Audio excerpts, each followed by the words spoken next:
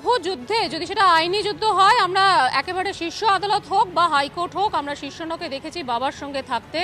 তারপর আজকের রাজনৈতিক রাজনীতির যে ময়দান, সেখানেও শীর্ষন্য লড়াইয়ে নামলো। উত্তরপাড়া কেন? সেখানে কি এর আগেও যে বিতর্ক হয়েছিল কাঞ্চন মল্লিককে ঘিরে, সেই বিতর্ক আপনাকে দেখে কি কিছুটা ধামাচাপা পড়বে? কারণ আপনি ছাত্র রাজনীতি থেকে বরাবর রয়েছেন, একই সঙ্গে কলকাতা হাইকোর্টে খুব লড়াকু একজন আইনজীবী।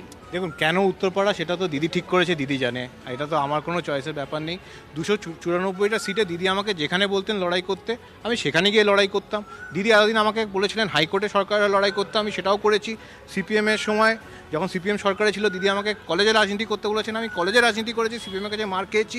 আবার দরকার হলে আবার খাবো। দিদি যেখানে লড়াই করতে বলেছেন আমি সেখানে যাবো। এখানে আমার কোনো চয়েসের ব্যাপার নেই।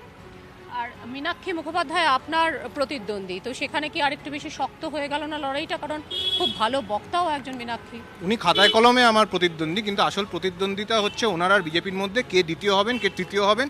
উনি আগের বারে ইলেকশনের ফলাফল এবং ওখানকার ডেমোগ্রাফি যদি উনি নিজেও বিচার করে দেখেন, উনি নিজেও জানেন যে আমি যে কথাটা বলছি সেটা সত্যি কথা। ওনার হয়ে যারা প্রচার করছেন, দেওয়াল লিখছেন, তারাও জানে যে ওনাদের লড়াইটা হচ্ছে 2 আর 3-এর মধ্যে।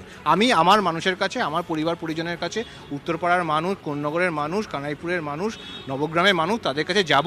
আমি গত 7 বার ওনাদের কাছে ভোট চেয়েছি বিভিন্ন অন্য ইলেকশনে অন্যদের জন্য। আমি নিজের জন্য নিজের ভোটটা চাইতে যেতে পারবো না। উত্তরপাড়ার জন্য কিছু আলাদা প্ল্যান আছে? যখন হঠাৎ করে এই নামটা ঘোষণা হতে শুনলেন, প্ল্যান আছে কি যে উত্তরপাড়ায় গিয়ে যদি জিততে পারি তাহলে এটা করবো, এরকম ভাবনা আছে? যেখানেই আমার নামটা ঘোষণা করতো হয়তো আমি একইভাবেই লড়াই করতাম, কিন্তু উত্তরপাড়াতে দিদি ঠিক করেছেন যে আমি লড়াই করব, তাতে আমি খুব খুশি হয়েছি। এবং আমি চিরকাল, আমি যেই রোলেই, আমি উকিল হোক, ছাত্র রাজনীতি হোক, কলেজের জেনারেল সেক্রেটারি হোক, কলেজের প্রেসিডেন্ট হোক। আপাতত তোমাকে ধন্যবাদ এবং শীর্ষন্যর জন্য।